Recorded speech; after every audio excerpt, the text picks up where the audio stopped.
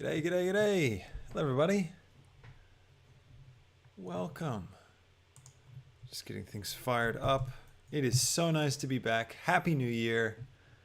Hope you had a fantastic New Year. Oops, sorry. Hang on. I'm just making sure things are working. Might get a bit of... Yeah, it's working good. Good morning. It's 8:14 in the morning here in Sydney, Australia. Hope everyone's doing well. I'm going to swap around my chat a little bit so I can see things a bit clearer. Welcome, everybody. Hey, 4K. Welcome. Hope you're feeling better. Hey, Astrofabric. Hey, Jordan, over on Facebook. Happy New Year, mate. Astrofabric wants to make a supernova. That sounds pretty good. Hey, I'm Patricio. Welcome. Nos, good to see you. Happy New Year. David S. in the car. Bad timing for you. Sorry about that, mate. And a Shay. Welcome. Happy New Year, Shay. Good to see you. 3D Beast. German Trekkie. Everybody's here. It's nice. Hey, Lanfear. Welcome. I've missed all you guys. It's been too long. I mean, it hasn't been too long. It's been just, 2 weeks. But anyways, I've had a lovely holiday. We got to relax a little bit with the family. Went up to a nice little beach town just north of where we live. And the kids got sick. Literally 4 days before Christmas. And they've been sick for 8 days straight. They're finally better now. So I haven't slept much, really, at all through the whole holiday. In fact, I'm tireder now, I think, than I was before the holiday started. But life with kids. Hi, Kai. Welcome. Literally just woke up. Thanks, Nas. Yeah, I did have a good holiday. Thanks so much. Astro, I'm not sure. We'll see. Maybe make a supernova.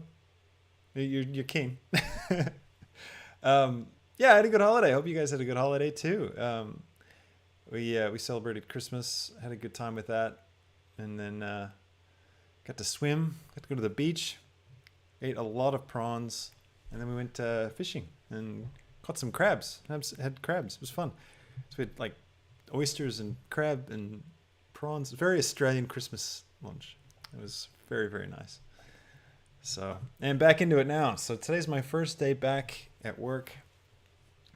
And I decided I'd start work off with you guys, which is really, the most fun part. So, oh man, 2:46 a.m. That's, whew. Man, well, if you're staying up for the stream, I mean, I guess we got to do a, what did you want again? Supernova.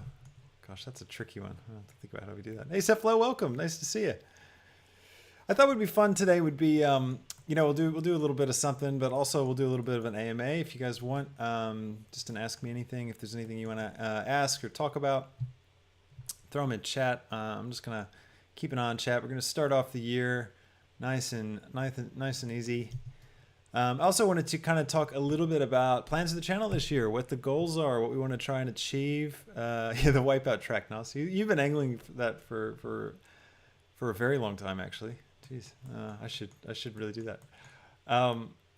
So I thought it'd be fun to talk a bit about that because I've got some fun plans for this year. I want to grow the channel. I want to help all this stuff continue to develop, and it'd be really fun to talk a bit about that. So, how do you make text like that, Kai? I can show you right now. It's super easy. Shift A, text, and then you get this thing here.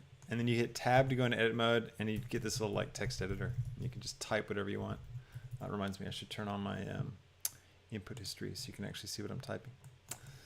And hit tab, and boom, there you go. And you get all these nice options over here in the text thing. You can change the font and stuff, but there's no if you try to change the font natively in here, it doesn't really work. You've got to actually go into your font folder, find the name of the font, and then navigate to that font manually. But you can use any font. It's really good.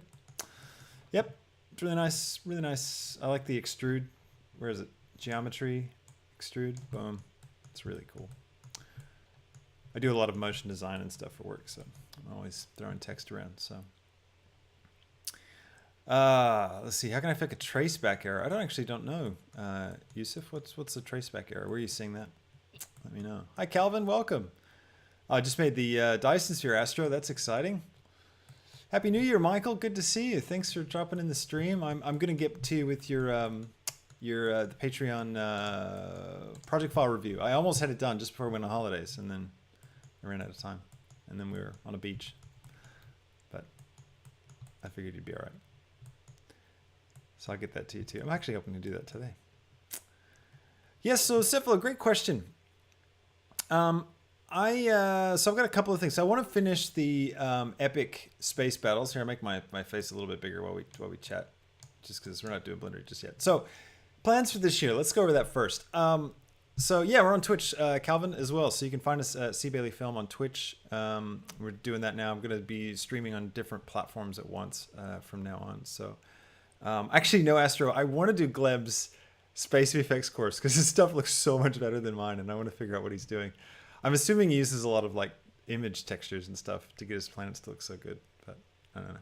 I do all mine stuff procedurally, but anyways, hey, the Somniacs, welcome. Hi, good to have you. So the plan is we're gonna try and finish the Epic Space Battles short film. So if you haven't been following that series, we started it last year, and we had a bunch of tutorials right off at the start. There's about 10 of them that are exclusive to Patreon and YouTube members. And then after that, then it kind of picked up with all the public tutorials. And it's quite a long series. We've been doing it for a while.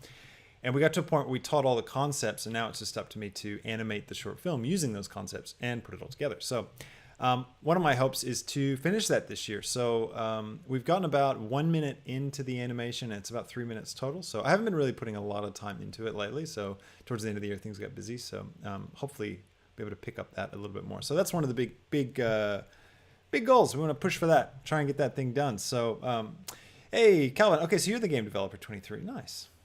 Welcome. Thanks for joining me on Twitch. If you want to find me on Twitch, you can find me on Twitch. Anyways, so then, yeah, cool. Image textures. Astrofabric saying that Gleb uses his own image textures to use to create his planets and stuff. Yeah, that's the way to get very realistic stuff, because you use real photographs. Things are going to look amazing. Yeah, there's a Twitch link on the C Bailey Film Discord. Thanks, Nos. Appreciate the shout out for the Discord. If you haven't joined the Discord, feel free to pop in. There's a link to it in the description of YouTube there. You can find that and join us over on Discord. We have a lot of fun there. So, okay, Epic Space Battles. We're going to try and finish that. I do have another series planned. So, remember we had that pitch, the Epic...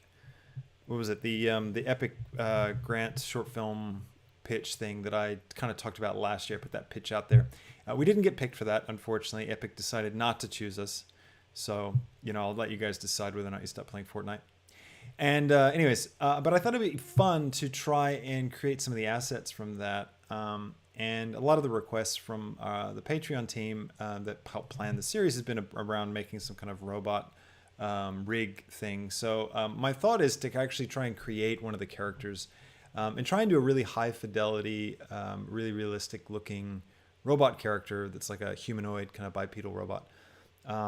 And use image textures and stuff to kind of really get some super cool realism out of that. So that's kind of what's floating in the back of my mind, is kind of what I think we'll do for the next series.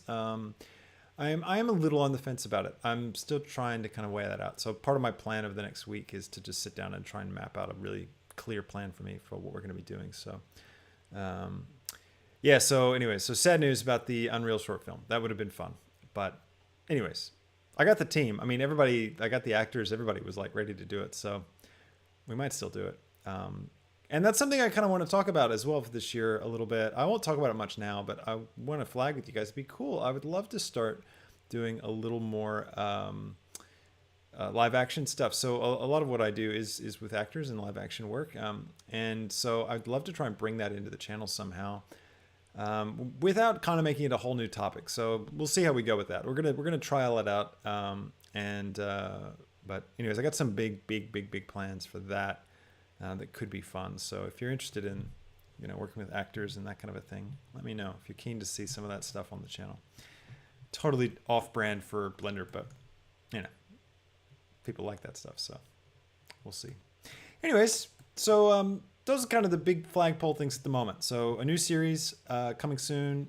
What we'll do with that series is I'll live stream my records for that. They'll be a bit rough, and I'll kind of work through them slowly, and I'll take down the live streams. I'll do my edits. I'll create really nice little tutorials, and then I'll slowly start releasing those.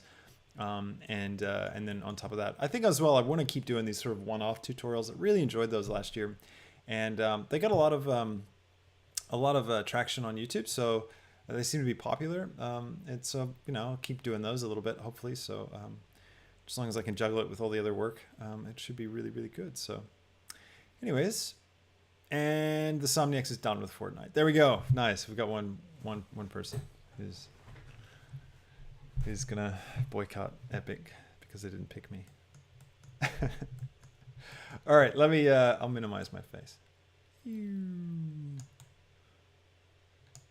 you guys mind the face? Do you like the face? I mean, not my face, but having a face up during a tutorial. I get mixed feedback. Let's see. All right, so Nas is asking any chance you might create a small tutorial that is an overview of specific Blender systems, i.e. beginner's guide to the compositing window and how to use that or different aspects of the software. Yeah, so I've thought about it. I played around a little bit with it. It hasn't been something I've done because of time, really. That's the main thing I think holding me back. When I have a little bit of time, usually I've got enough time for like 1, maybe 2 streams a week. And then time to edit 1 video a week. So I guess when I pick between all those, I tend to pick, let's do another cool sci-fi tutorial rather than I'll do something like that. I think if I had more time to do YouTube, I'd probably start doing more of those kind of basic intros. I squeeze them in. Like I should really, like there's an amazing intro that I did for the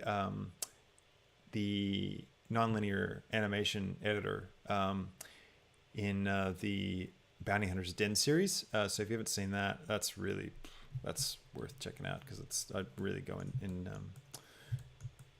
detail with that. But anyways, people really don't know about that if they don't watch the series. So be good to make that happen. You still awake, Astro? Should we make a supernova? Let me get a good photo of one.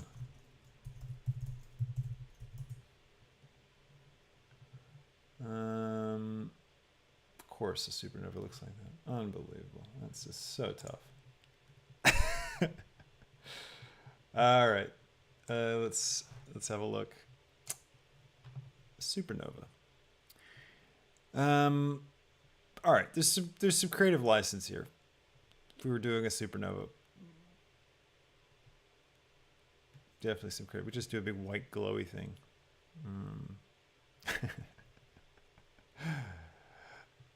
Let's see. None of these are really grabbing me. We might just have to come up with our own. Let's see, what could be cool? I like all these colors. It's pretty rad. And that's a really neat looking thing.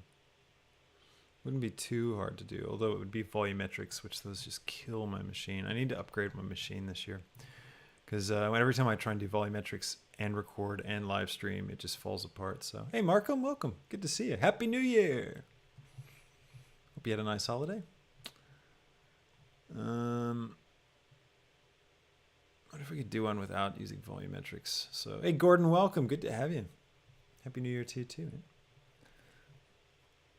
We're just trying to decide what to do. We've got a suggestion from Astro to do a supernova. So, okay, so Arvindale says Pillars of Creation, supernova. Okay, that's right. Yeah, I know what you're talking about. That's a good. Oh, Radelaide, Markham, nice. Love a bit of Radelaide. Yeah, I've actually never been to Adelaide. I should one day. We're back in like crazy lockdown territory here in Australia. No fun, but important. All right, yeah, but that's not a supernova though, is it? That's a nebula, right? Pretty sure. It's very cool looking. We've already done something similar to that. We could do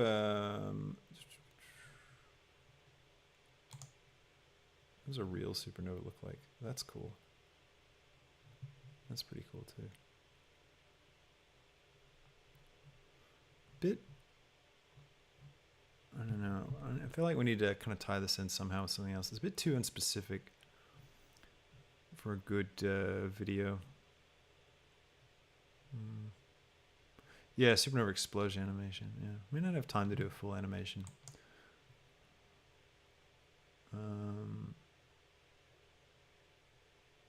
Different types of atmospheres. Sick gaming. That's a cool idea. Let's see. We could riff off this though. We could do some kind of explosion thing. Some kind of like crazy international galactic firework thing, you know, Happy New Year. Do a comment. No, that would be fun. Sorry, I really should plan these beforehand, but you know how it is. It's fun when you get on here and you start thinking of stuff live with everybody. Let me just think about how I might do a cool supernova explosion effect without having to do... No, it's not going to work. It's not going to look good without using MantaFlow. And the last time I did MantaFlow stuff on a live stream like this, my power dropped and I lost the stream. So I'm a bit nervous about doing that. Let's see what everyone's saying. Sepflo is asking for a shielded city. Yeah, that's cool. Energy shield would be cool. Yeah, I think you're right, Nas. I think yeah, setting up some kind of explosion thing is just going to take too much for now. It's more of like a long-term thing.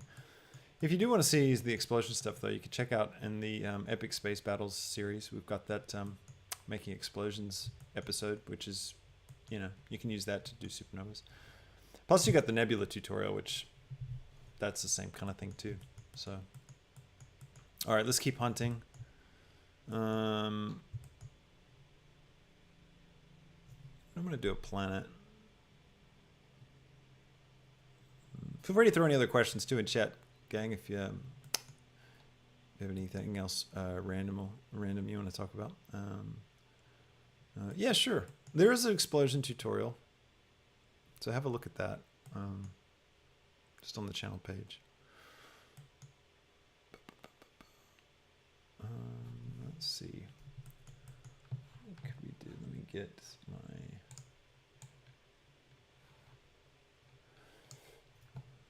Yeah, CD Arena, what's your question about shader mixer based on normals? What's the... Something biomechanical, that's a cool idea. Your textures turn pink lemonade because it's lost the link to the texture file.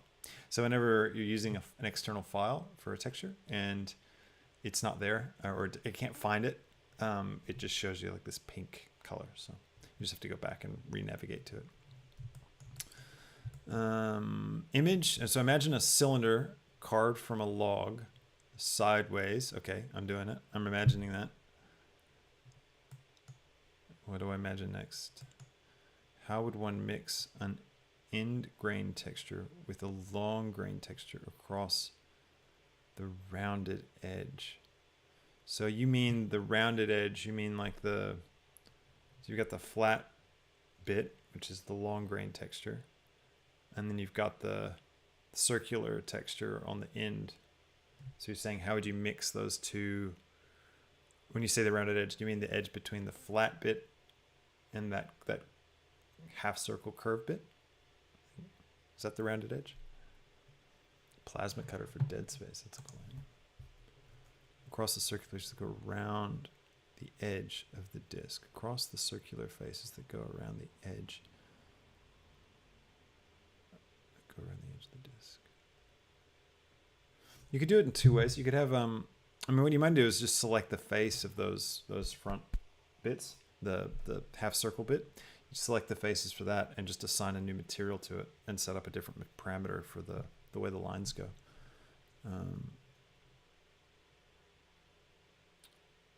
A wooden tire viewed head on, like the tire rolled. I like these scenery. This is great. This is like tricky word puzzles. Like a tire rolled towards you. Okay, wooden tire. I don't get it. But anyways, if you had it like straight grain and then circular grain, I would assign two separate materials. That's the way I would do it. There is a way you could have it as one material without assigning it to, but it'd be a bit too fiddly, I think, to really get it right. plasma cutter from Dead Space.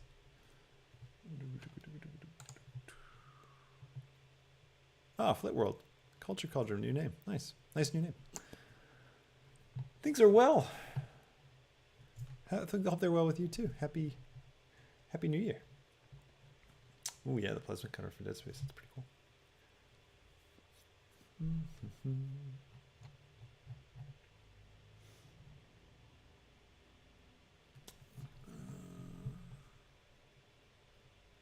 Yeah, lots of exploding requests.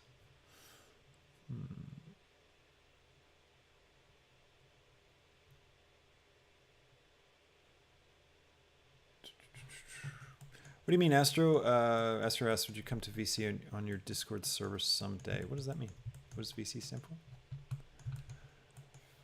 Sorry, gang. I'm just thinking of this stuff. We can come up with something fun. We'll do it. Oh, voice chat. Yeah, probably. I don't know. It's mostly time. I finish these and I just go straight to work. But yeah, I've got it activated on the Discord. There's like a chat room down at the bottom. I hardly ever use it, but. All right, let's see. I think we should do let's do a comment. That'd be fun. You guys want to see a comment? That'd be fun. I'm trying to think how to even do it. I don't even know. That makes it interesting. Do like a New Year's comment thing, you know. That could be nice. I like that idea. Do I like that idea? A retro poster style supernova. Good suggestion. I wish I was prepared to suggest something, Gordon. I'm the one sitting here online doing nothing. Yeah, the black hole, that's come up a few times too. People are keen for that. I think I'm going to do a comment. Even though no one's asked for it. And there's a lot of black hole tutorials out there. We're going to do something fresh. Something feels like the new year, you know? Although we should do another geometry nodes tutorial because like everybody and their dog has watched that video. I'm such a YouTube junkie now. Following the views. Yeah, ice. Ooh, an ice comet. That's a cool idea. Let me get a reference. Comet.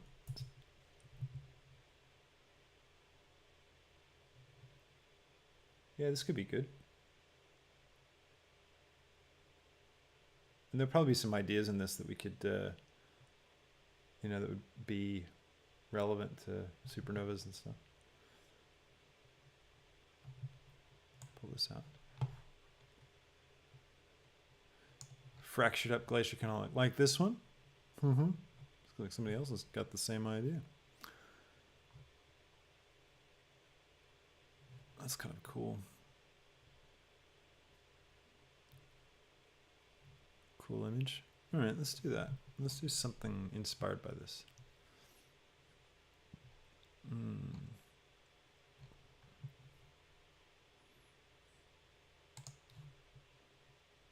right. Lots of icy, busted up particles, fractured glacier. Okay. So we'll have the object, we'll have like a dust cloud kind of thing. Yeah, I think this could be interesting. All right, let's do it. All right, I'll start my recording. Here we go. And I'll start my intro. Hello and welcome to another exciting Blender tutorial. Today we're going to be making an ice comet. Let's get started. Do another one. Hello and welcome to another exciting Blender tutorial. Today we're going to be making an ice comet in space, flying, coming apart. It's going to be great. Let's get started. One a little less long. Hello and welcome to another exciting Blender tutorial. Today we're going to be making an ice comet. Let's get started. Okay, so today we're going to be making a comet flying through space. We're going to make it like a glacier ice thing that, like, you know, shards of ice coming off of it and stuff, and hopefully make it look really cool. So we're gonna have to do a couple of things to make something like this work. So the first component is gonna be the meteorite itself, the ice meteorite, and then we're gonna have the trail and we're gonna have the particles flying off. I think those will be the components we need. But yeah, it should be fun. So let's get started. All right, so the first thing I want to do is I'm going to Shift A and I'm going to create I'm going to go for an isosphere. And in my little drop-down box here, you can see that just above my head. I'll just pull this up here and I'm going to change my subdivisions up to maybe 3, maybe 4. That should be good. Now the reason why I'm using an isosphere and not a sphere is because if you create a UV sphere, grab it on the X, the geometry sometimes can give you problems because it all comes to this point. You see here all this geometry is coming up to this single vertex in the center. Whereas there is nothing like that on an isosphere. It's kind of an even distribution of points. So you can get a much smoother result with this than with this if you start, changing it or moving it around. So anyways, pretty cool. So I'm going to go ahead and select the object. I'm going to right click on it and I'm going to shade smooth. And that's going to give me a nice smooth spherical object. Okay, so now the next thing we're going to do is create some kind of irregular rocky shape. So I'm going to use that with some displacement and then some tricks with some materials, I think is what we're going to do. So let's find out what we're going to do. So let's see. Sorry, I was just looking at chat.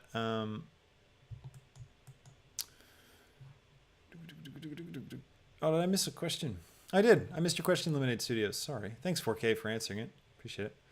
Good PC that we use to keep up. Yeah, I would. I mean, what I do is like every 3 to 4 years, I just invest in a new machine with the latest stuff, and then, or maybe not the latest, but like one generation down. You can save a lot of money, like if you don't buy the latest GPU, but you buy the one just before it. Yeah, GPU and RAM are pretty important. And it's GPU, RAM, CPU. Although today as well, like more and more, having a really fast SSD is important. So that's all the components of the computer pretty much, right? Anyways, Gordon prefers a cube with subsurf and then transform to sphere. So it's all quads. Genius. If you guys don't know, Gordon knows his stuff. If you ever see a comment from Gordon, rate it. Take notes, do what he says, because he's taught me more about Blender, I think, than most people. Yes, these are all triangles. That's a really good idea. You're right, because then it's gonna be super. All right, let's do that. If we create a cube and we put a subsurf modifier on it, and we crank it up to 5. That's ridiculous. 3 is good. And then we apply it, and then we select all, and we go to sphere, and then we drag our mouse. Yeah, that's nice. Yeah, the only thing you get are these, which are probably fine. Shade smooth. Lots of good ways to do it. All right, let's carry on. My specs, Astro, it's I actually don't have the fastest machine in the world. I'm actually running off of a laptop. I've got a RTX 2080 Max Q, which is the Max Q is just the less fast laptop version, the smaller version. And my Intel CPU, I forget, I don't know which one it is, but it's not. It runs at, it's like clocked at 3 was it megahertz, but it's overclocked to 4. So anyways, and then I've got 32 gigs of RAM and a super fast SSD, and it runs great. Runs great, except for the laptop. Laptops always give me troubles. Anyways, we should make a tutorial. All right, now I'm going to come over here to my modifiers, and I'm going to add a, where are you? Displacement. Add a displacement modifier. And right here with the texture, I'm going to click new to create a new texture. Now nothing's really happened yet, it's just changed size. But now you can get to the texture tab to control and create a texture in 2 ways. You can click this handy little button, which just takes you to here. So you can get there either way. Now we don't have anything yet. Right now it's looking for an image or a movie, so it wants me to open up a file and import an image, but we don't need to bother with that. We can click this and we can just go to one of these other ones. I'm going to go to clouds. That's going to create this generated noise pattern. Give me some controls here so I can affect it. But I could just leave it because, that's fine. And we're going for like an ice thing. So that's kind of cool, actually. I like these like kind of crystalline like shapes that are jutting out of this thing. One thing I do want to do is make it a bit less regular. I feel like it's maybe a little too spherical. So let's maybe scale it up a little bit on the, is that a good idea? No, we're not going to do that. We'll keep it spherical. Yeah. All right. Now, with the displacement, I can put a subdivision surface after it to add even more detail to my geometry. That's kind of nice. I think that looks pretty good. Now we can turn up our strength here if we want to really accentuate these shapes, which I think that looks pretty nice. All right, great. Let's see. I'm not sure, Nos, if I run an M2 ship. Actually, I have no idea what my processor is. I should check that out. Yeah, so that method, you're right, 4K. So the method of taking a cube, subdividing it, and then spherizing it is excellent for any kind of character stuff, specifically because whenever you have all quads, it just makes, and when I mean quad, I mean a polygon with 4 sides. So right now, this one, we've got a polygon, everything's 3 sides, they're all triangles. It makes Blender, it's a little bit harder for Blender to deform those. You can get weird artifacts, but if you've got 4 sides, you get basically no artifacts. It's just really clean in terms of deformation. So if you're doing anything with bones or characters, you want to try and have everything be quads. Interestingly, though, I don't know if this still applies. It used to be the case that computer games worked best with triangles because of the way GPUs worked in calculating 3 points versus 4. But I don't know if that's still a deal. Anybody into making games? All right, so let's keep going. Yeah, we could have done a smooth modifier to the displace Astro, but I wanted to actually add more geometry into this to bring out more of the detail of this displacement texture. So the more times you increase the levels of your subdivision surface, the more of the detail you're going to get out of that displacement modifier. All right, cool. Let's go ahead and go and create a bit of a material for this guy, and we're going to create some space as well. So I'm going to switch to rendered view. I'll shift A. We're going to add in a camera. Jump into our camera view, and let's come over here. We're going to lock our camera to view, and I'm going to zoom out. Can't really see anything yet because I don't have any lights in my scene. So I'll go ahead and shift A, light. I'm going to go for sunlight, my old favorite. No reason, just love it. And I'll keep that. I might shift D to duplicate the sunlight and rotate this one around and just kind of get a different angle on this. Just so it's off to the side. So what I did there is I'm creating a bit of a rim light. So I've just angled it so it's kind of like pointing towards the camera a little bit. That's just really great for creating that kind of a rim. I'll turn the strength up on my first one. This is a bit overkill. Probably don't need to do all this just yet, but anyways, we'll keep that there. All right, I'm gonna go ahead and create some space as well. So let's split our view. And also, just so you know, I've got this little text box thing behind my face here. So hopefully you don't miss anything. I've intentionally changed my layout so that I don't do anything right here. Let's go to, let's see, shader editor. I'm gonna close this out and I'm gonna go to my world. All right. In my world shader, I'm going to do noise, texture, and I will do a color ramp. Take my factor, put it into the factor. I could use color as well, doesn't really matter in this case. And I'll pipe it into the color of my background. Take my scale up to about 600 and drag this one all the way up like so. There we go.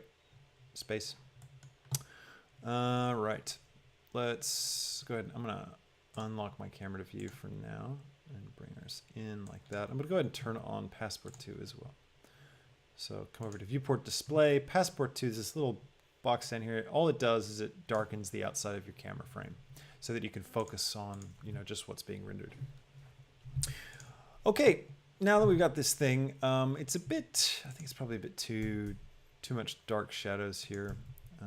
What I might do to brighten it all up so I can just see it a little bit better is increase my angle. for now. And that'll help me see the whole thing. The angle, when you increase the angle of a sun lamp, it wraps the light more. So, yeah. As opposed to being these harsh shadows. Okay, so let's think of how we want to make some kind of like ice glacier type material for this sky. So I'll switch back to my object thing. And let's take it from there. So it's a good question, Fat Beast. We could put some emission glow on some of the stars. Just make sure that bloom is turned on. And then if you come to your world, what you need to do is turn up the strength of these guys. If you keep going, you're going to start getting bloom. You see it really starts blowing everything out, and it really starts brightening up our object. So you can, cut that down with this a little bit. You could also create another node and like drop this one down. So you've got like, stars that are different levels of brightness. But I find that it generally doesn't give the best result. I tend to like it better when it's just subtle like that. But anyways, that's how you could do it. All right, back over here.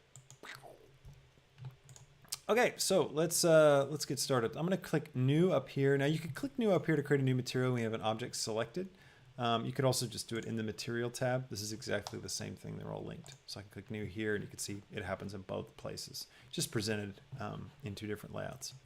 So I'm going to stick with the principled BSDF because it gives me a lot of great control. And let's start coming up with something. I'm going to do.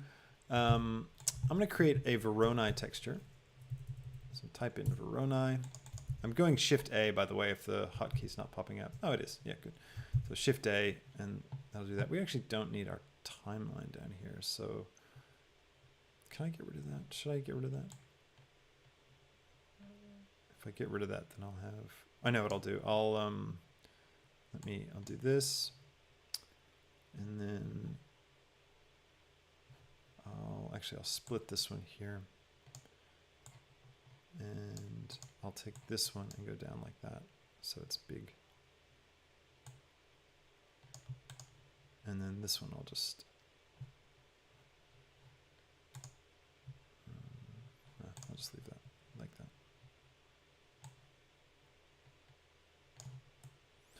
That should be good enough. All right. Zoom in here so we can see it really clearly. Okay. Now,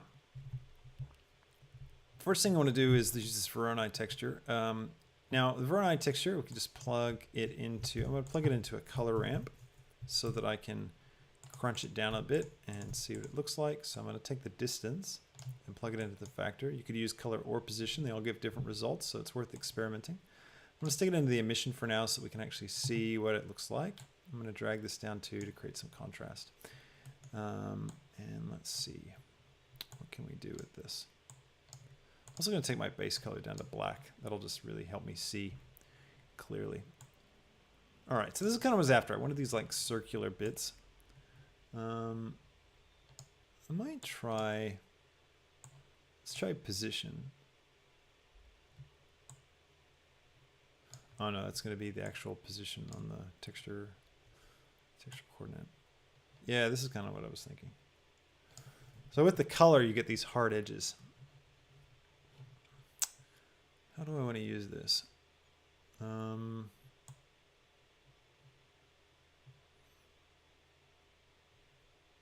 could use this for like a cool flecking kind of look. I think this will be part of our texture. This will be a component of it.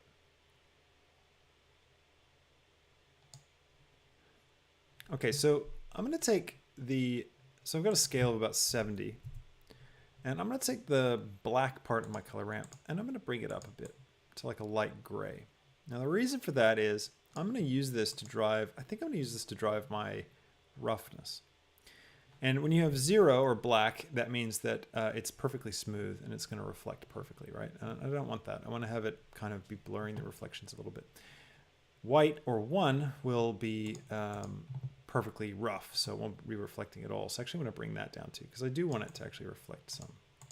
I'll bring this one back down to this. Just don't want to have it full black, that's all. Like this. And I'm going to plug this now into the roughness. and unplug that from the emission. And I'll take the base color back up and I'll find like a, let's go for like an icy blue kind of, probably like a low saturation icy blue look. And that's not really turning up much yet, but that's all right. I think we need to turn on, yep. So come over to your render tabs under Eevee. We got to turn on screen space reflections in order to really begin to see reflections. So that's important. Now it's a little hard to see what we just did, but it's there. It's a subtle effect. If you animate this, you'll really see it.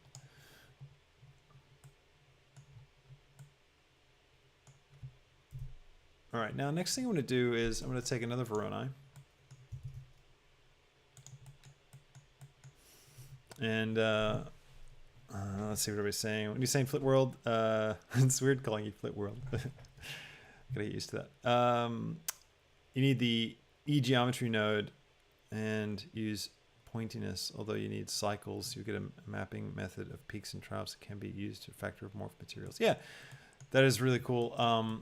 Yeah, but yeah, cycles only. Cycles only. Which I don't mind cycles. I just don't, now that I've got Eevee, I just never use it. I'm always using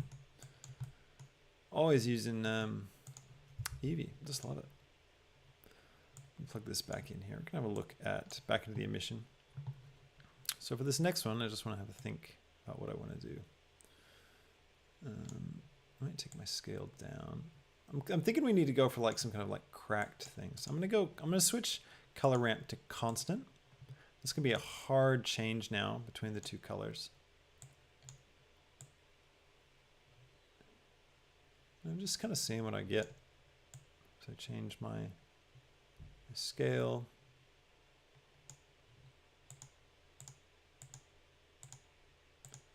Let's try Minkowski.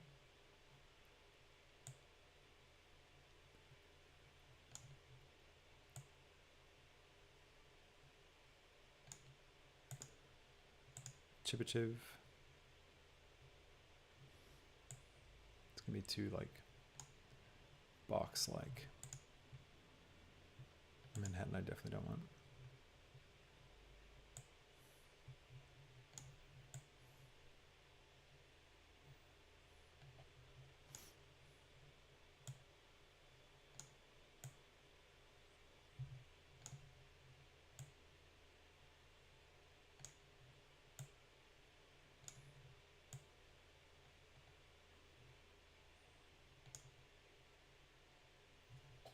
I don't know if that could work. It could be cool.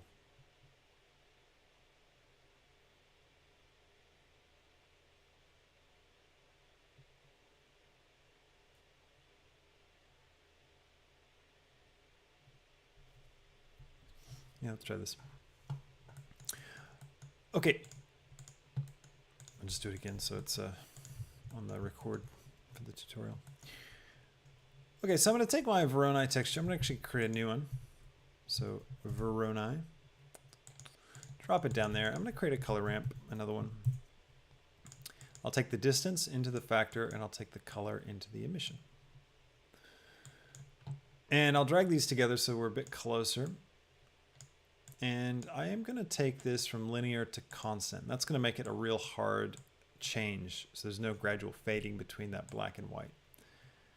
I'm just going to bring it out just somewhere around here, I think. And then I'm going to change my scale. And I'm just going to bring it around just so I've got like not clear circles. So kind of like trying to break up that circular pattern.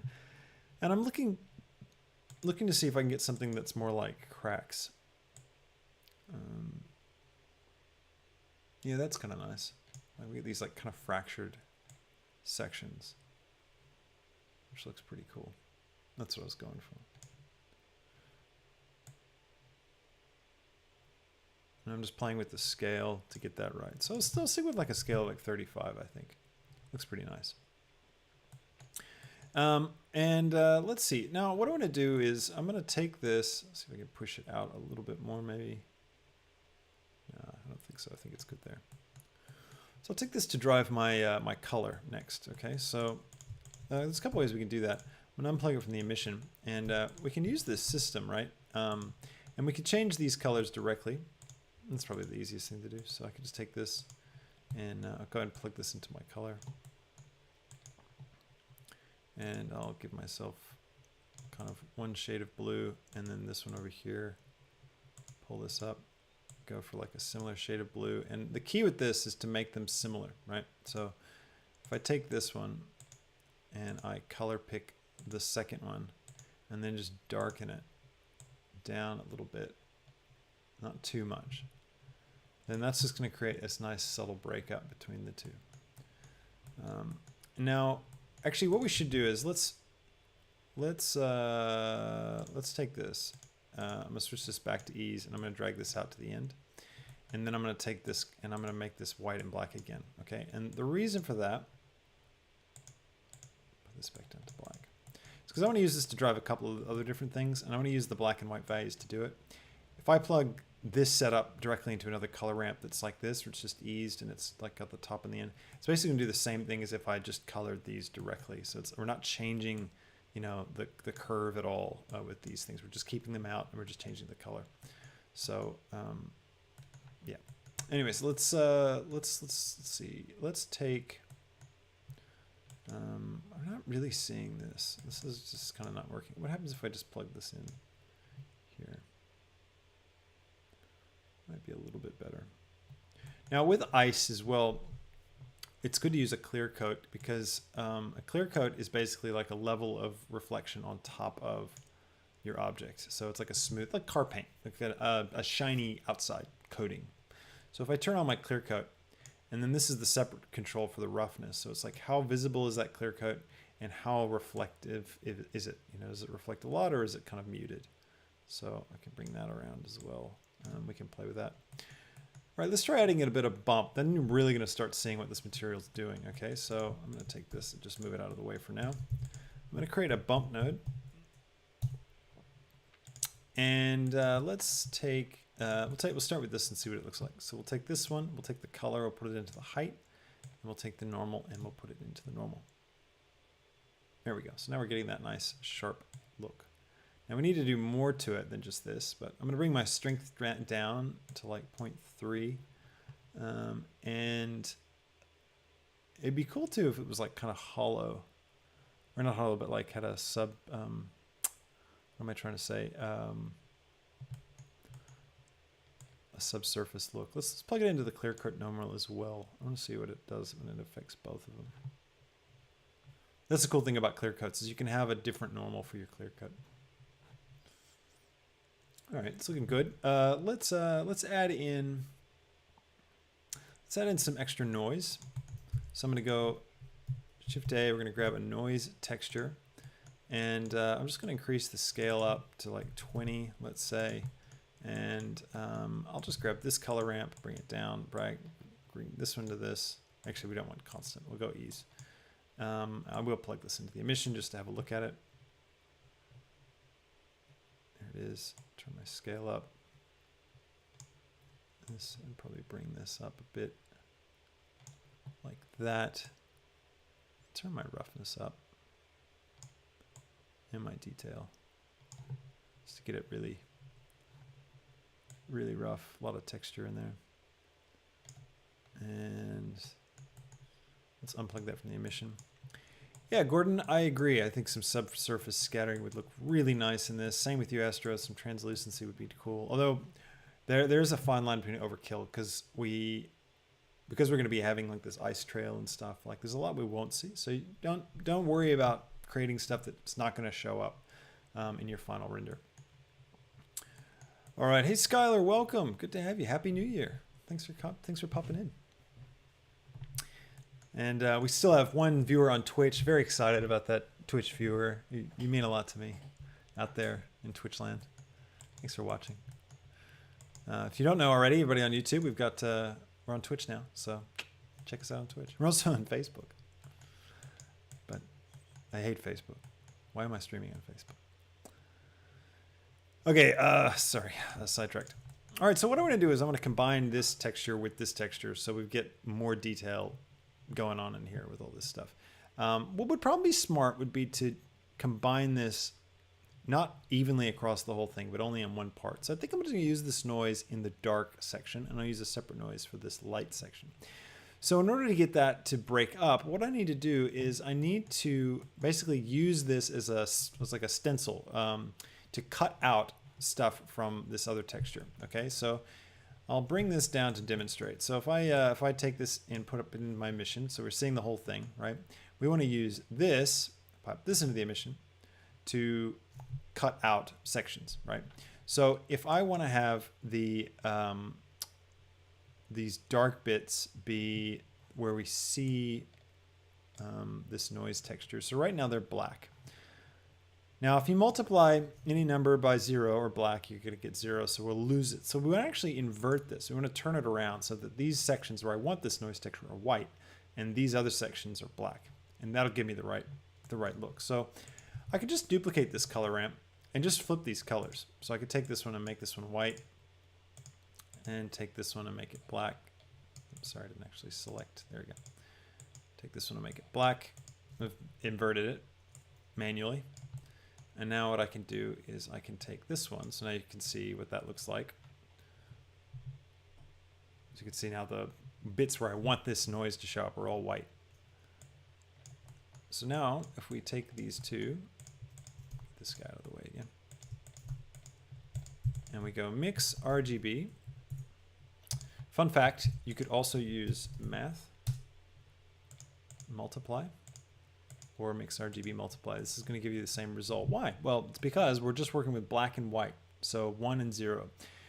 You want to use the mix RGB node when you want to preserve color information. So if you have like, you know, a hue of red, which is like, you know, 40 red, 10 green, and 2 blue, let's say. So it's a, you know, a vector of 3 numbers, and you want to multiply that by another vector of 3 numbers, which is a different color, and get a result that still has 3 numbers. You want to use the mix RGB because it's expecting color information.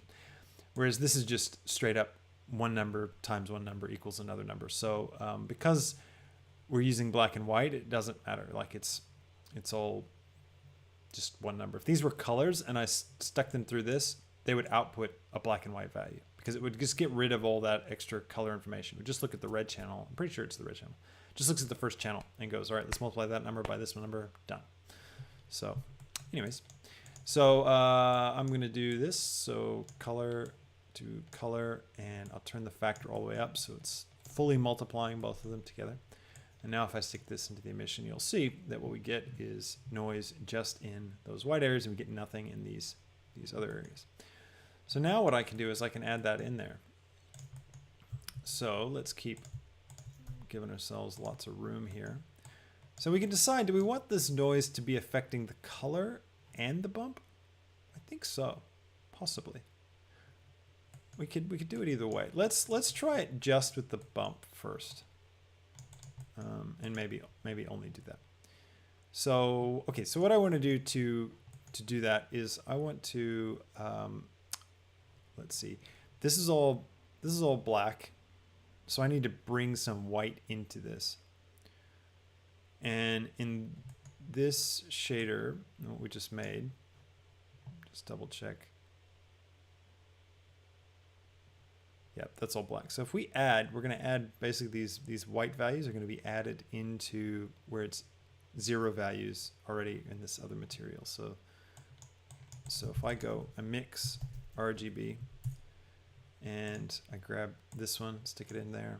I grab this one, stick it in here, and I switch to add. And these are just math operations, right? So don't get confused just because they're like the Photoshop, you know, things, and they just change the way the colors look. It's the same there too. It's actually just math. So you can think about it that way to get the exact result you want. Now I can plug this into the height, and you'll notice we'll have a bumpy texture in the inner bits and not on these top bits. Now we can use the factor to kind of tone it down. So if we don't want to add it in all the way, we just add it in a little bit, and that's going to give us a much more realistic, much nicer result. It looks pretty good. Might go to 0.01. I think that looks pretty nice. And I might bring the scale down a bit on this so that this bumpy texture is a bit larger, because ice tends to have more of like a large bumpy texture. You can really start to see that reflection coming out, which looks nice. Now this is where I might want to just see what it looks like if we plug in that other system that we originally made for our roughness. So let's see what that looks like if I plug this into the roughness instead. Is that going to give me anything worthwhile?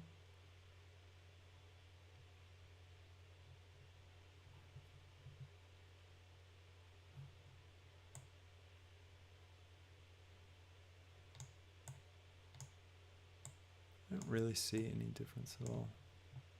It's probably the clear coat that's... Let me turn my clear coat off. Does that...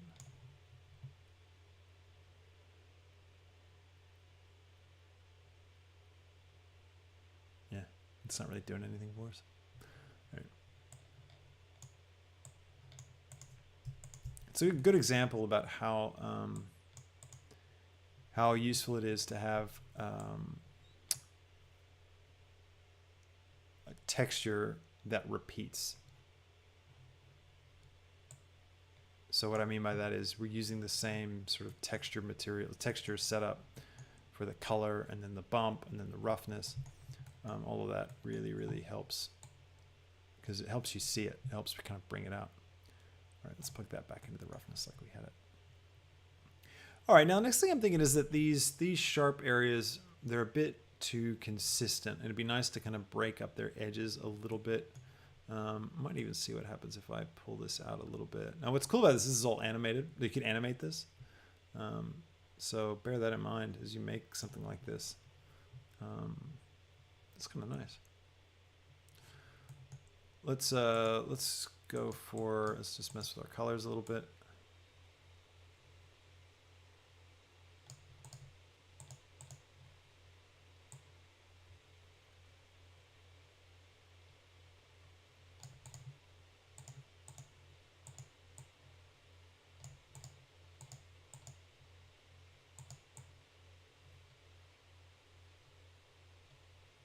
That's kind of cool. Actually, maybe the inner bit be lighter.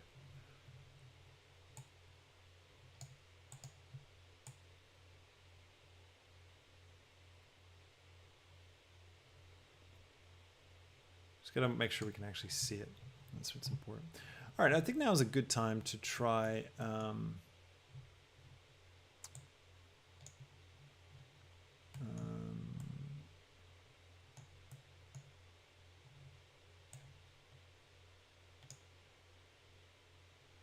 sorry, I just had a thought.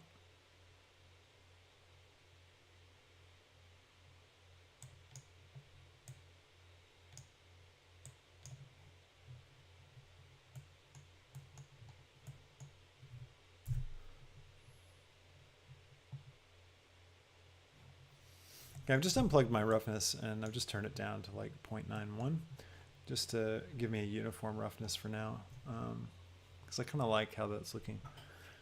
Now let me let's see, I'll take I'm also going to take my sun and I'm going to pull down my angle a little bit, because that's giving us a little bit of a deceptive look. We're not seeing all the reflections because we're not letting the light kind of get around in the way that it would normally. You kind of see things look a bit more interesting in here. Let's try some translucency now, or some subsurface. So let's go ahead and turn subsurface on. We're going to give it a second to catch up. And let's just turn it all the way up. Subsurface is a really cool effect. I mean, look at that. It looks fleshy now, but that's because of the subsurface radius. So to understand radius, it's basically what's the radius from the center of the object that it has to do with absorbing light. So when you have a wavelength of light, it's got red, green, and blue in it. So surface radius is 3 numbers, and they represent red, green, and blue. So you can see red is 1, green is 0.2, and blue is 0.1. So the effect of this, regardless of the science behind it, the effect is you can see it's a very red color. And that's because the further the ray goes, the more red it gets, because we've got a 1 here. If I turn this down to 0, that red's going to go away, and you're just going to see a bit of green, and then it's going to go to this really kind of gross color. So I could make this a 1, right? And that's going to make the blue be the thing that's really kind of coming out. I could turn up the green, or I could even turn down the green and then turn up the red a bit, give it kind of a purple tint, something like that. Well, that's nice, actually. Now, let's just find a nice kind of zone here. That looks pretty good, around 0.4. Now, there's arguments about which one of these looks better. So this one here, the Christensen-Burley or random walk, they're just two different methods of calculating subsurface. I don't know if they matter in Eevee as much. They matter in cycles, and I think random walk gives the best result in cycles. But anyways, there you go. Now we could use our material thing to drive this subsurface a little bit more. So like if we come over here and we grab, for example, this system and plug it into here, it's going to basically use those values to determine where is it got a lot of subsurface and where does it not. So you can get weird results with that. It's not necessarily amazing, kind of, because subsurface is sort of, it should be sort of a uniform effect. We'll try it with the inverted one, see if that looks cool. Glad you like it, Nos. Yeah, it doesn't really look good. See, I think it just looks like two totally different materials. I like it much better to kind of just uniformly on there, and then we affect individual bits. All right, it's a pretty cool material. Now, I feel like we could break this thing up a little bit more in our displacement. So I think what I want to do is come to my texture tab, and I will change I'm just going to play with these settings. Again, these are animatable settings, so you could animate this thing doing all kinds of weird stuff, which is pretty cool.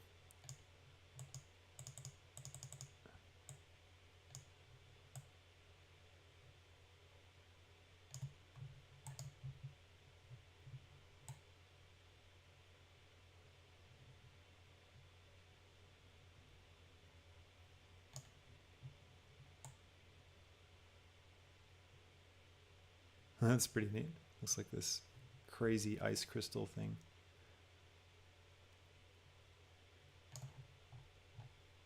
Look at that.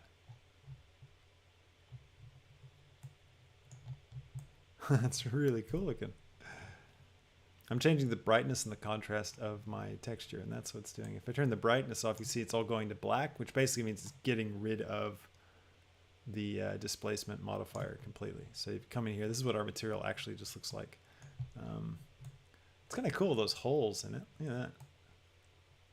That's a cool effect. You can see how this translates to that.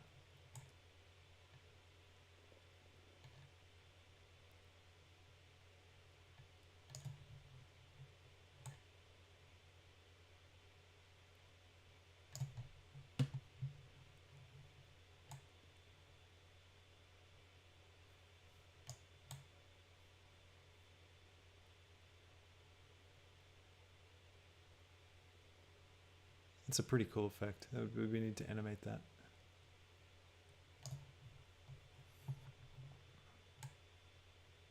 I'm feeling like this could be the right look, because that looks like an ice crystal kind of thing for me. That's kind of cool. Let's keep that.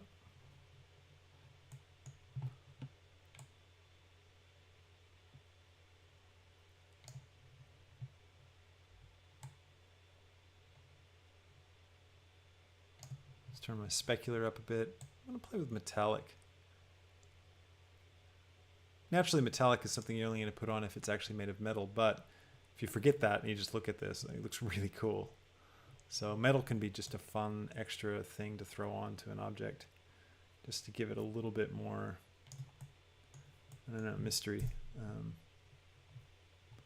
It's kind of nice. I can really see my stars are not looking great. If we take this now and scale it up,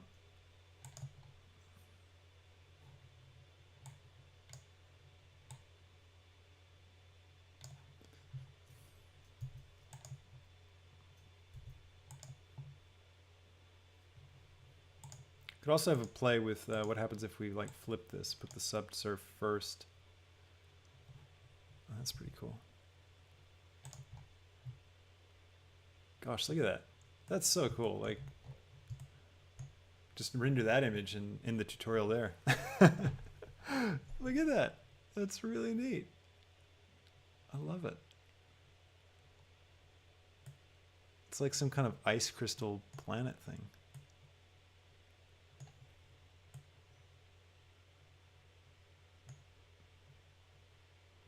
It's really neat.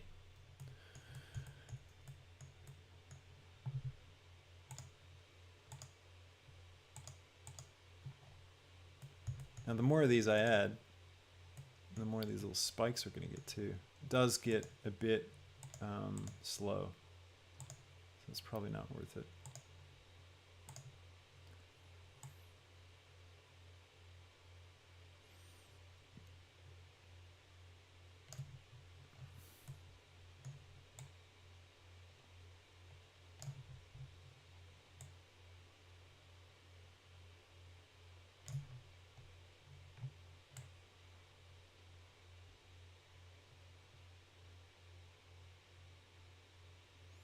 Yeah, I like this sort of inverted, it's like going so strong it's like kind of doubling in on itself, which is how you're getting these crazy.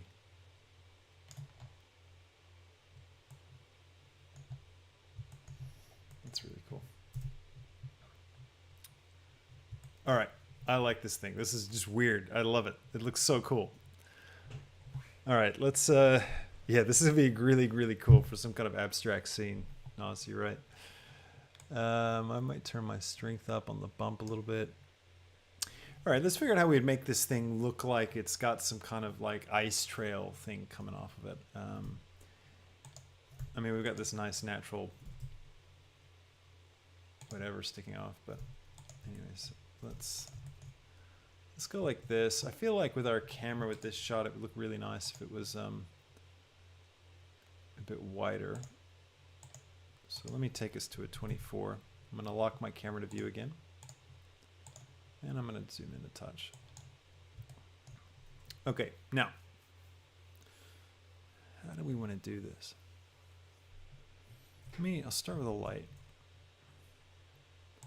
Create a point light. I'm going to stick it here. I'm going to turn the power way up.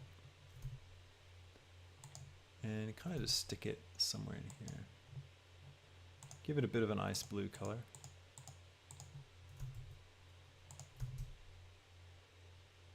Stick it kind of behind.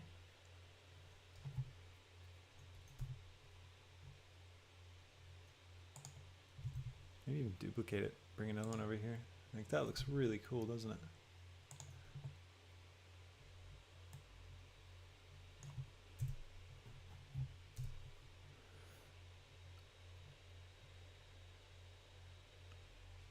That looks really, really cool.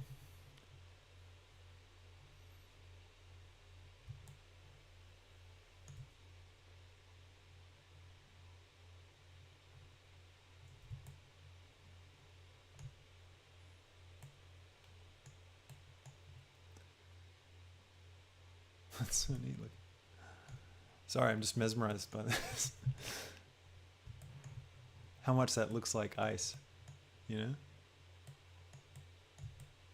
Look at these reflections. It's just crazy. You know, this is happening in real time. I love Eevee. These kind of discoveries, you know, you just never make in cycles because it's just, you gotta wait for these renders and... All right, let's save.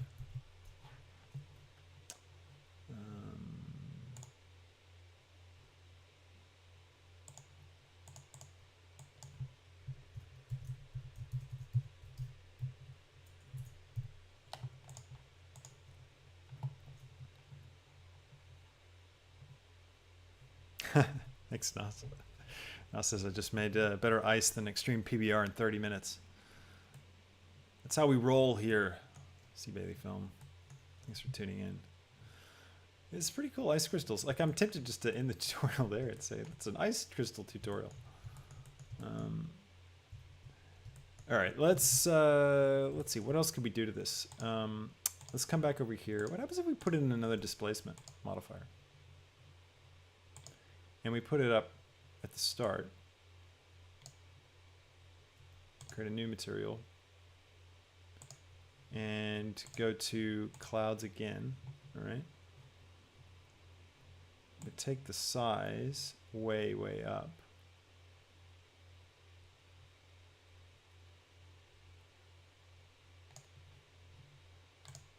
And then come over here to the strength and turn it down. Yeah, look at that.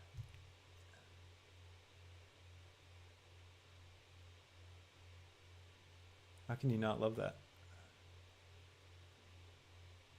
See, what it does is it just gets us off that spherical shape.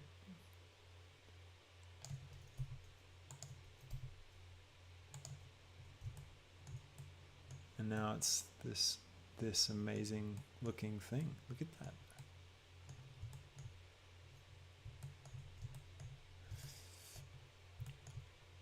Man, yeah, I think I'm totally just gonna render out images of this thing. It's so nice.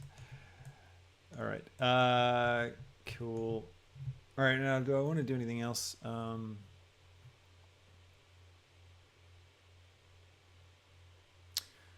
don't know if I want to actually have a trail on this, because it'd be fun to have a few bits of something though, wouldn't it? Let's just try. I'm going to take my isosphere, I'm going to shift E to duplicate it, and I'm going to come over here. I'm going to turn down my subdivisions on this one. In fact, I'm just going to get rid of the subdivision surface modifier. So we just have 2 displacements on it. So it's like a really small version of it. I am also going to come over to the texture tab. And now one thing to be aware is these are using the same texture. You can see this, the name doesn't change as I click between these two. So I'm going to make changes to this, and I don't want it to affect this one. So I'm going to click that little double paper icon. It creates a new texture. Now I think, yeah, you can see it's affecting the one and not the other. I'm just going to do that for both those textures. Switch over to my displacement, my other displacement. Do the same thing to make it a new texture. And I'm just going to change the size. That way the spikes aren't the same.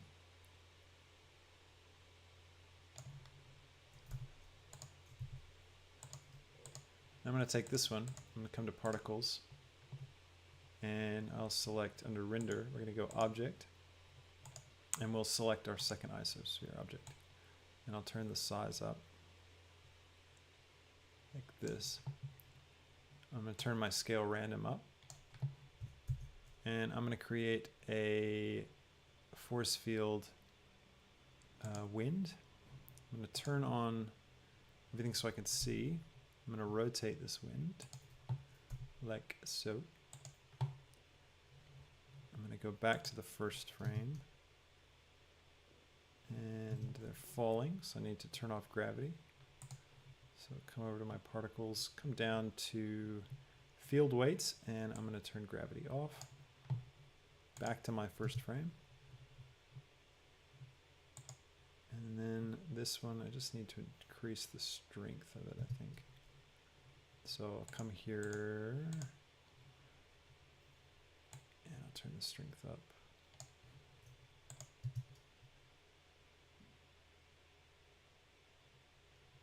There we go. All right, now what we can do is select this, come to our particle, come down to render, change the scale, and bring them down. Touch.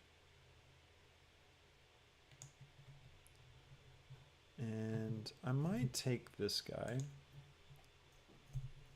move him out of the view, turn all that stuff off. They're pretty uniform.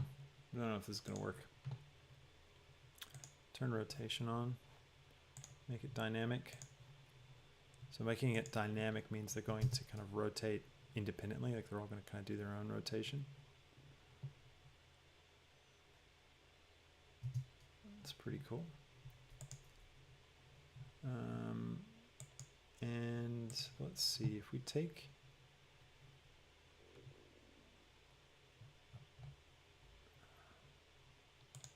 can I go past one? Can I? No.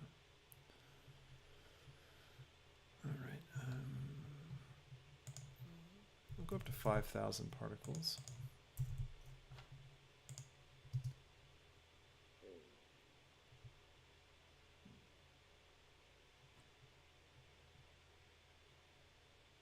Now it's very uniform kind of trail, so it'd be good to add in another force field, add in a, let's see, turbulence field. And I'm going to take my strength in the turbulence field and turn it all the way up to 10, and I'm going to turn the flow up to 5, I think. And the size of it, I'll go 1.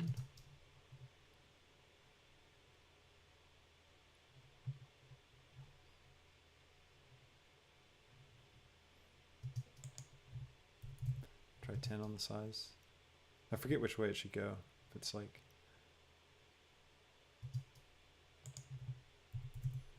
maybe.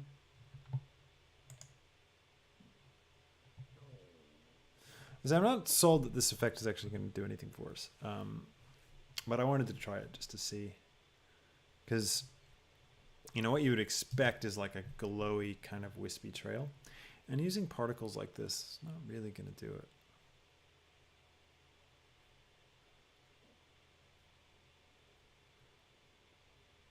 I mean, all it could really do for us, to be honest, if I get rid of the wind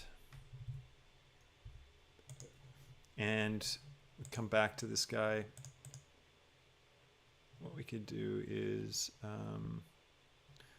take this back down to 1,000. We even do less, do like just 100.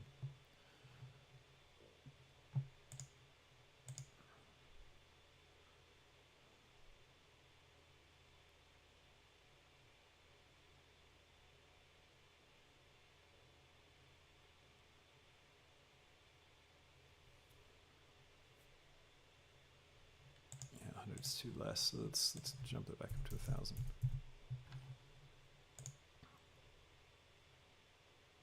And what this can do is just can create just a little bit of life to the shot by giving it just a few random sort of bits that have broken off. You know, like this. You can see it just kind of looks a little bit nicer, maybe. I don't know. I don't know. They're a little too similar. Like it looks too much like a particle to me. I think I might turn it.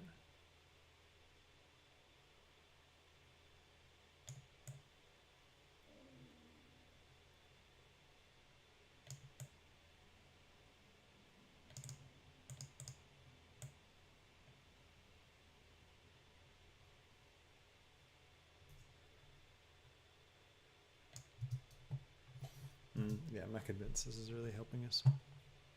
All right, you know, let's land it. I'm going to get rid of this particle system. Goodbye. Get rid of the second one. And we're going to make just a really cool image with this, this guy.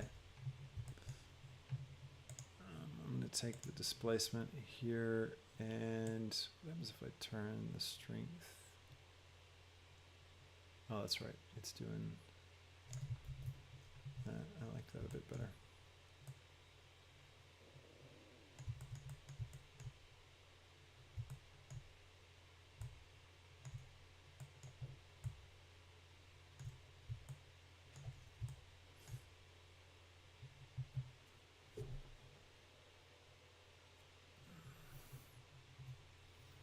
Yeah, you humans, that's good. So use recommending maybe we could try particles with emissions in bloom to fake dust. Yeah, it does work, like a bit of particle dust, but with the uniformity of them all and the it could be better off like using some kind of volumetric shader in the world, to be honest. Like if we throw one of those on, it could look really, really cool. I'm just brainstorming at this point to see what else would be fun. This is a really neat shader. I really like this shader. I don't know what it looks like on Suzanne. Let's see. Is there any other ideas? I'm trying to avoid volumetrics, if you can't tell. I'm going to come over here to my world shader. Let's do a little bit. Let's grab a noise and a color ramp. Factor into the factor. Color into the volume. Oh wait, that's right. Sorry. I need to get a what's it called? A volume scatter node. And color into the color. And or maybe density. No, color's good. I'll stick that into the volume. And then I could take my anisotropy down. And my density.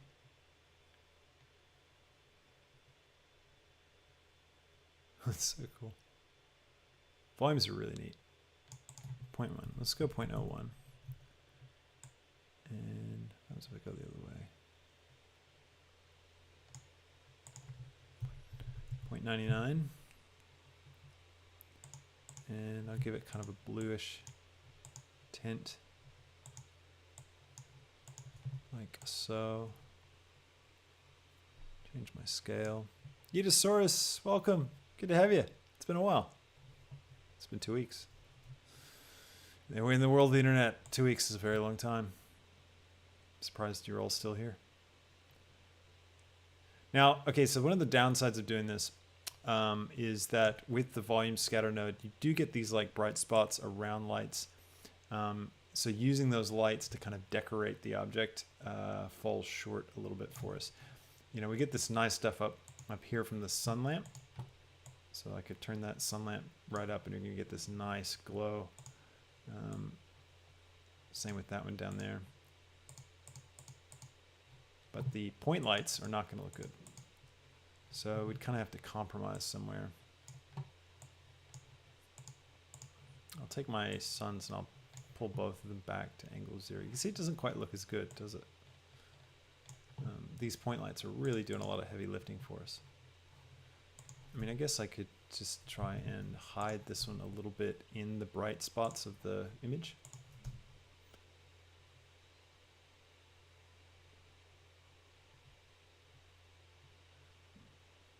That's kind of cool.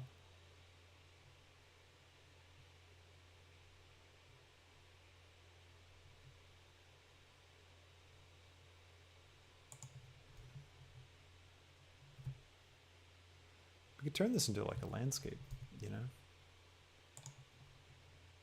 Like surface of some kind of ice planet.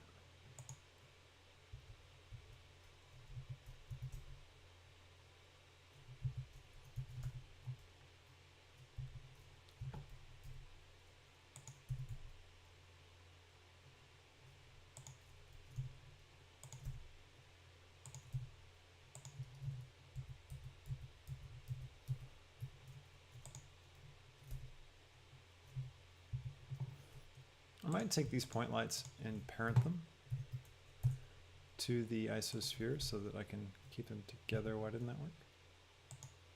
Oh, I did it the wrong way around. Right. Alt P, clear parent. Hey, clear parent. So point light, then isosphere. Sorry, point. Control click isosphere, Control P.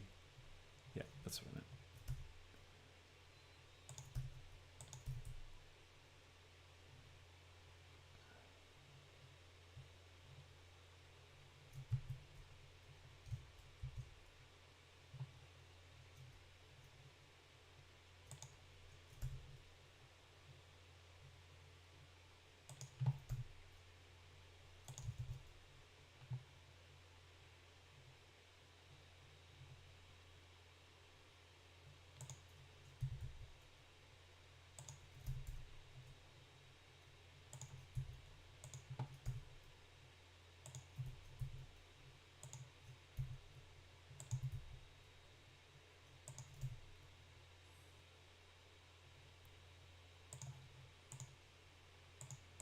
I'm just playing around now.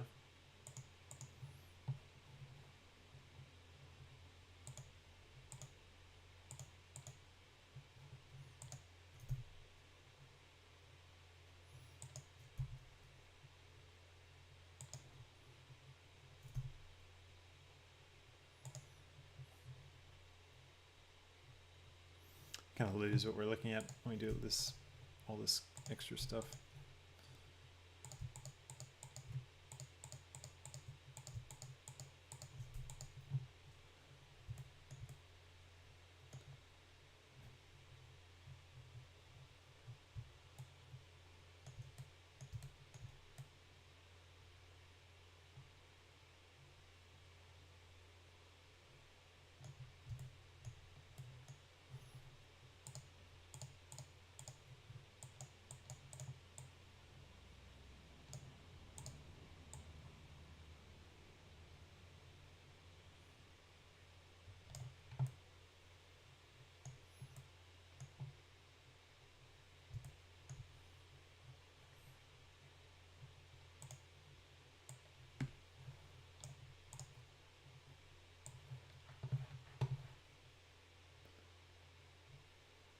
All right, I'm pulling it back to give us more of like a subtle effect, seeing what that could look like.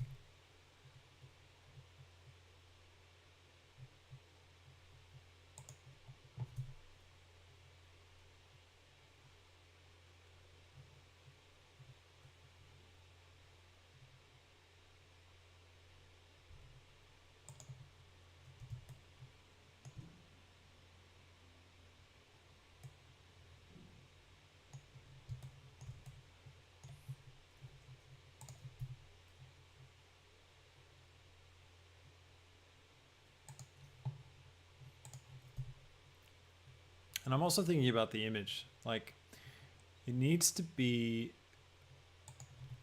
something about it needs to be visible. It needs to be, what am I trying to say? You need to be able to look at this and identify something interesting that you're looking at. You know, if you've got something that's too abstract, too random, and you're looking at it as a still image, it doesn't really have much impact because you can't really pick out something familiar about it or interesting. I'm just going to make my main sunlight a bit blue and turn it up just to get a bit more light in on this. And it's like without a comet trail, it definitely lacks clarity, you know, in terms of like what this is.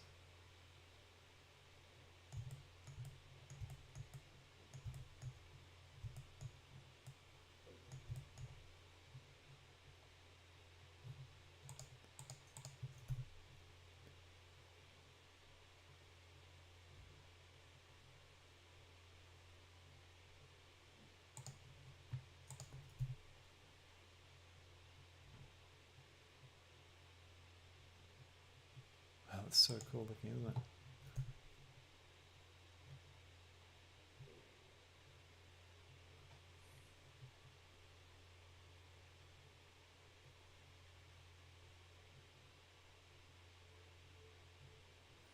Happy New Year, Krog Cigar. Good to have you.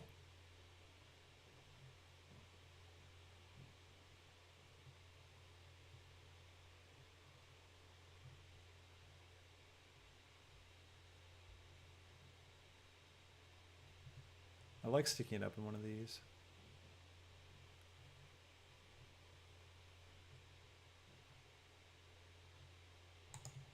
That looks pretty cool because then that gives us that nice effect. I will pull it back a bit because it's a bit too intense.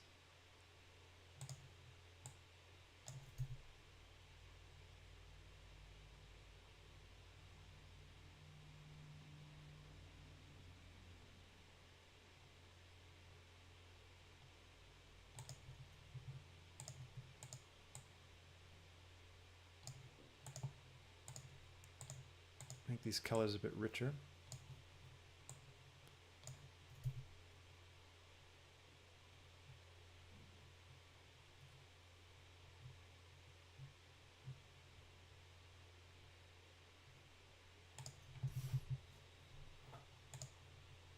Actually, pull that one back to white, kind of a whitish color. I think that looked better. All right, so what I'm doing now is I'm just thinking about how to land it. So I think what I want to do is if I take this object, duplicate it, scale it down, grab it on the X, on the Y, right? And just have like some of these off in the distance.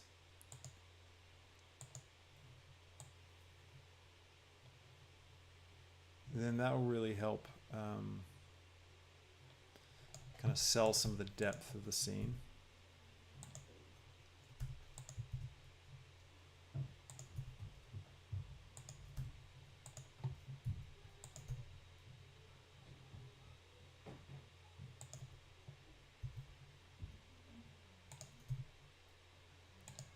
Turn this into like an ice asteroid field kind of thing, you know?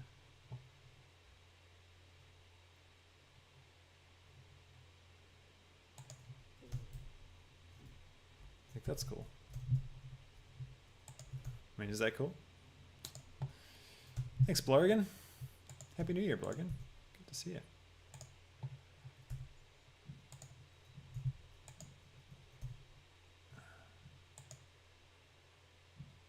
It's getting a bit too big. Yeah, you know, it kind of looks like Krypton. You're right. That's what we should do. We should say it's a Krypton tutorial.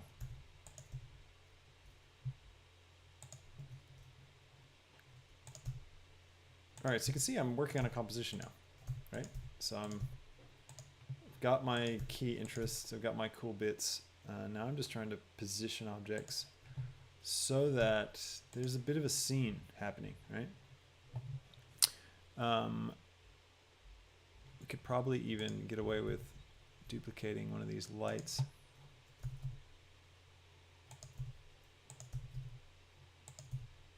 And I'm going to jump out of my camera view.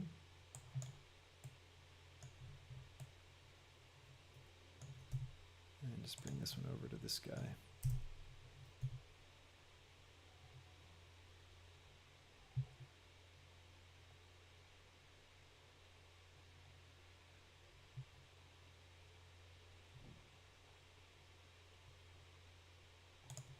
That's pretty cool. All right, let's see what we'll go back over to our world shader. Let's try increasing our density a little bit. And bringing our anisotropy maybe down to 0.9. And then we could take our stars and just double their strength so they start to show through a little bit.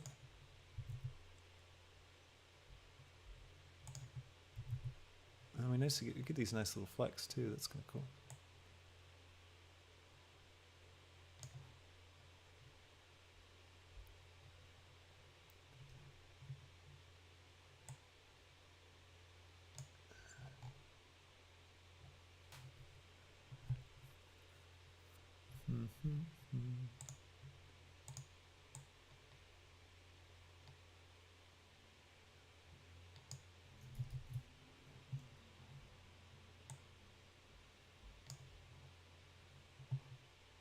A bit too much.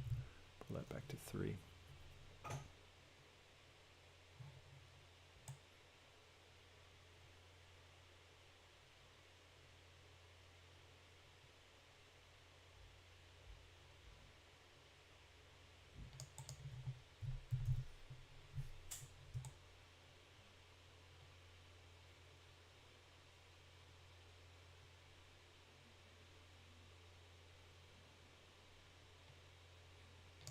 Yeah, a little bit of space fog is always a good thing. It's so cool to see a ship like flying through this. I think that's a pretty good image. I like it. What do you guys think? Do you like it? I think this has turned out really nicely. Any other bits that I want to do with this?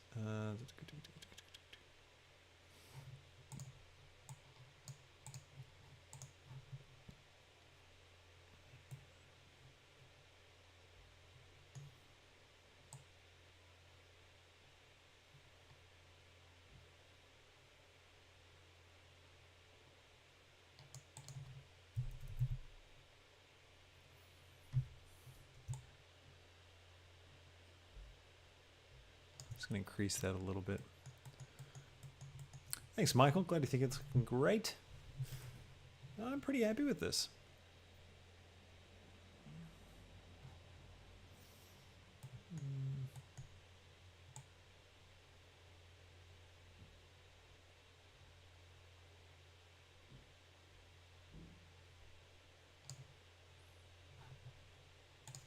else I want to do.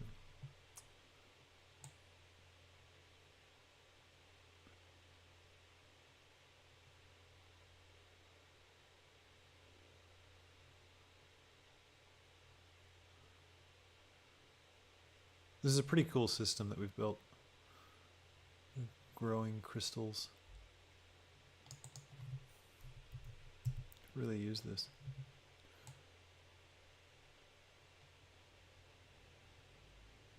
Yeah, I think it looked best the way we had it.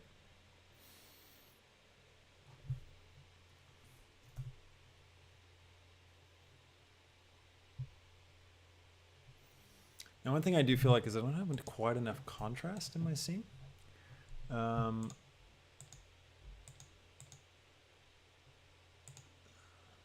So like that gives me some nice darks if I turn that light off. Which means I probably need to take this light and turn it down some.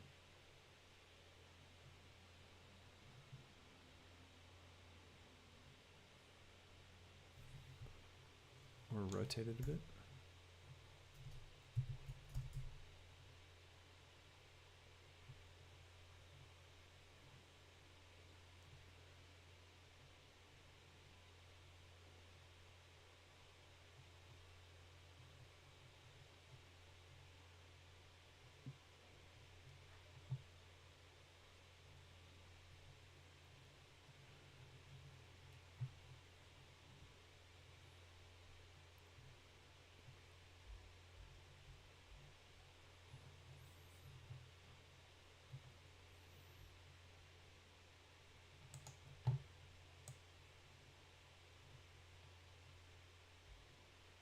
That gives me a little bit more contrast. And the problem that is now, of course, our main focal point doesn't quite have the same icy feel as the others now.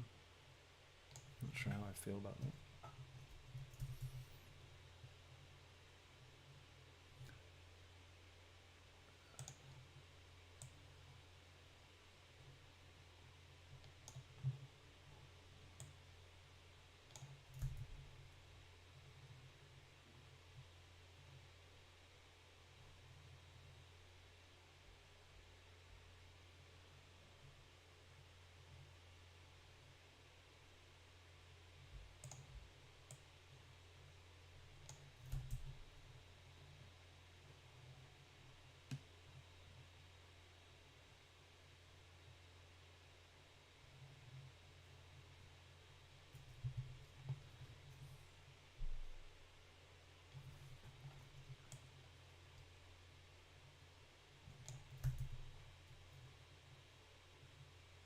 I can't quite decide how I want it to go.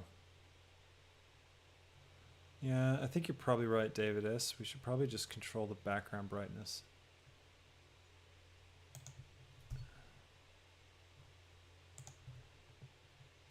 Which means going into our world shader and actually turning down the density and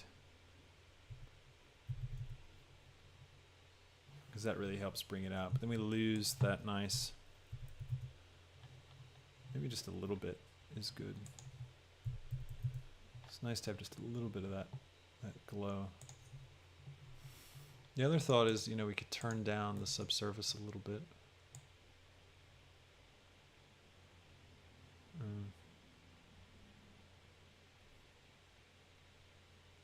Wow, turning it up does some interesting things too. Gosh, it's really cool.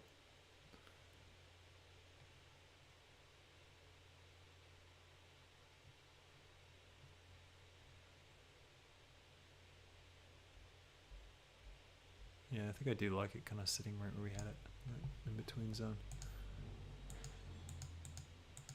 This other light's not really doing a lot.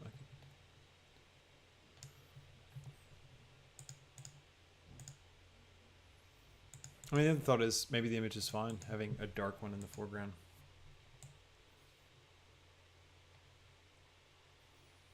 Because these lights are kind of interesting, you know, what's going on inside them.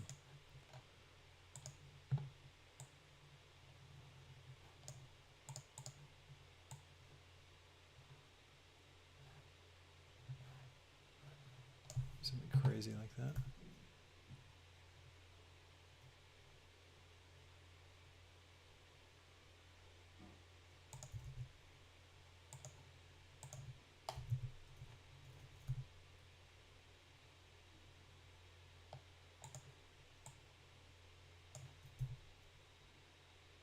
Oh, that's kind of cool. If we stick it in the middle, then it's like this kind of alien thing.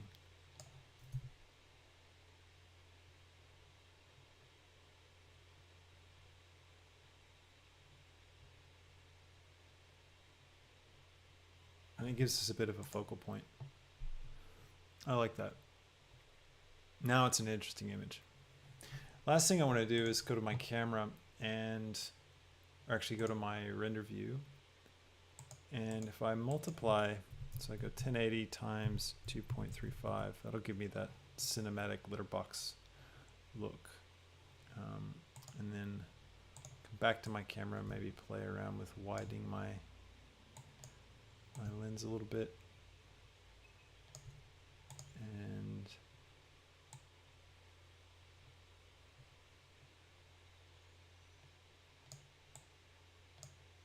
getting a nice angle. Just check and see what else we've got in our field of view. But I think that is definitely the best.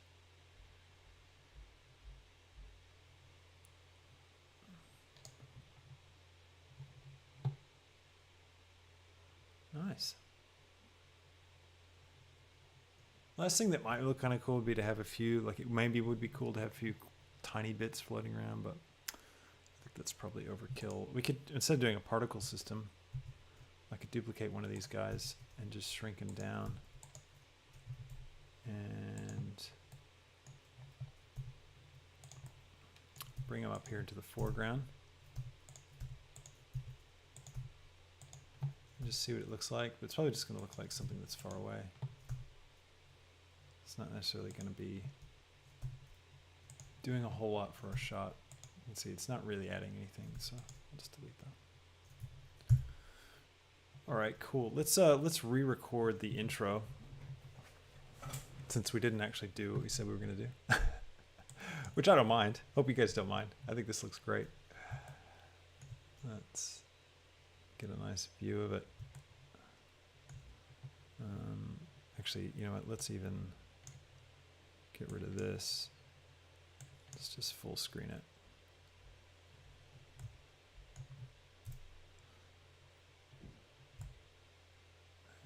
Yeah. All right, cool.